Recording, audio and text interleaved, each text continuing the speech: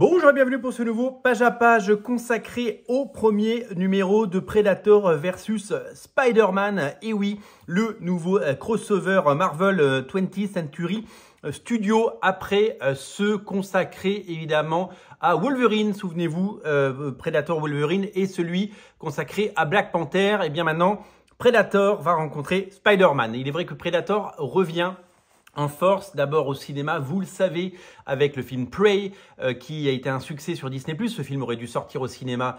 Si vous ne l'avez pas vu, regardez-le, il est vraiment excellent. Il y a le nouveau Predator Badlands par le même réalisateur, qui verra eh bien, pour la première fois un film où le héros est un Predator. On va changer de point de vue. Et vous le savez, il y a également un film d'animation qui est prévu sur Predator, beaucoup d'actualités et des comics chez Marvel depuis quelques temps. Il est vrai que Marvel adore mixer en ce moment les personnages, faire des crossovers improbables. Il y a également, vous le savez peut-être, des crossovers avec les héros Marvel, avec Godzilla qui rencontre les Avengers, les 4 Fantastiques, etc., etc. Ça permet évidemment d'unir les forces, ça permet de faire parler et ça permet bien sûr de regarder, de faire des belles ventes puisque 6 titres sont réédités pour la plupart en album et ça fait des succès. Ça permet évidemment aux gens qui sont fans de Predator, et c'est que Predator compte plus de fans que certains héros Marvel, eh bien ça permet de faire grandir tout ça. On va regarder à quoi ça ressemble. On va plonger ensemble dans ce récit. C'est signé par Benjamin Percy, qui devient le coutumier du fait quand un album est sanglant. Benjamin Percy n'est jamais loin, scénariste de Wolverine, scénariste de Predator, Wolverine et plein d'autres choses.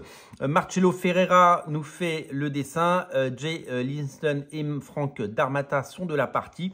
La couverture, qui fait la couverture? Est-ce que c'est Paolo Sischira qui ferait pas la couverture? Nous allons vérifier ça.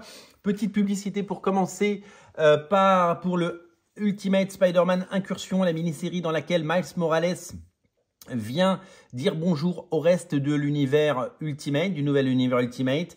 C'est signé Dennis Camp avec Cody Ziglar au scénario, Jonas Scharf dessine et c'est Sarah Pikeli qui fait la couverture. On rentre dans le vif du sujet. Beaucoup de cases, beaucoup de détails pour ce récit. Publicité pour la nouvelle série Spider-Girl de Torun Grönbeck, de André Risso et de David Nakayama, qui fait la couverture.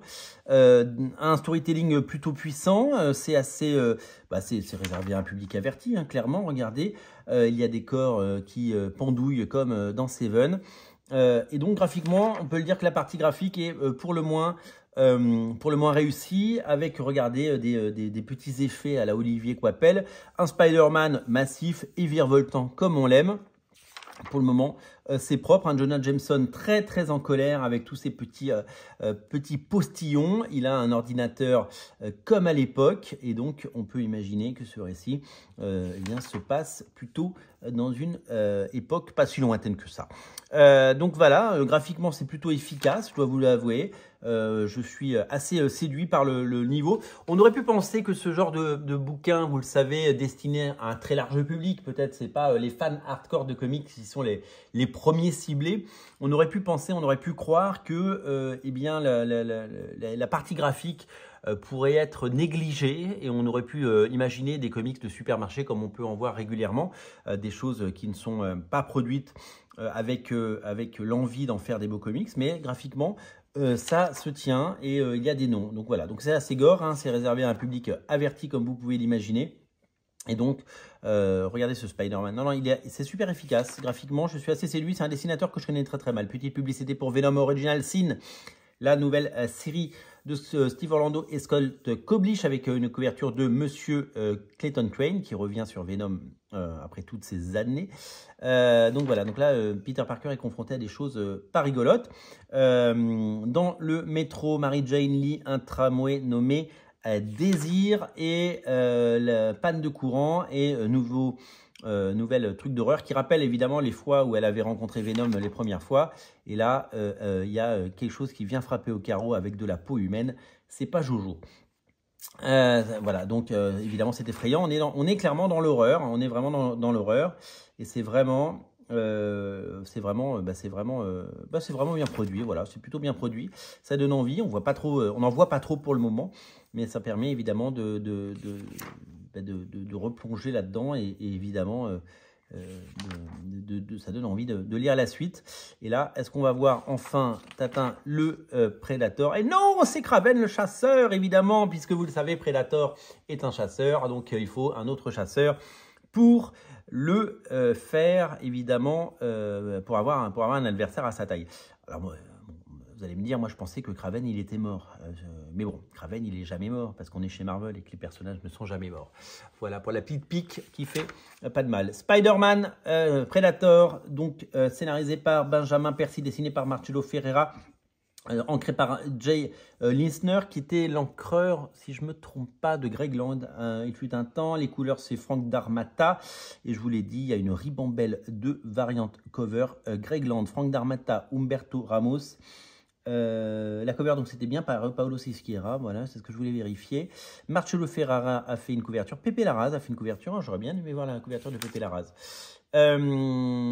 Petite publicité pour le Hulk Doctor Strange de Joseph Michael Straczynski avec German Peralta au dessin, couverture de Terry Dodson et la couverture du 2 qui est magnifique, la couverture du 2. Elle est super chouette. Regardez cette Mary Jane effrayée devant le Predator comme elle a pu l'être face à Venom dans les années 90. C'est ça qu'on aime dans les comics. Petite publicité pour les autres productions des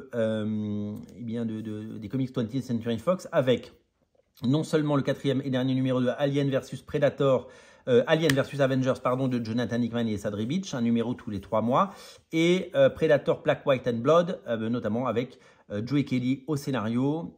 Predator va avoir droit à son album comme plein d'autres avant, Wolverine, Moon Knight ou encore Elektra ou Dark Vador. Voilà, petite publicité pour apprendre à dessiner comme chez Marvel et une publicité évidemment pour des bonbons qui donnent le diabète. Merci à vous d'être si nombreux à regarder Radio Comics. J'espère que vous aimez ces pages à pages. Merci à tous et moi je vous donne rendez-vous très vite pour un nouveau page à page bien sûr. Et puis n'oubliez pas, si ce n'est pas déjà fait, de vous abonner à la chaîne. Merci pour votre fidélité. Salut, salut, salut.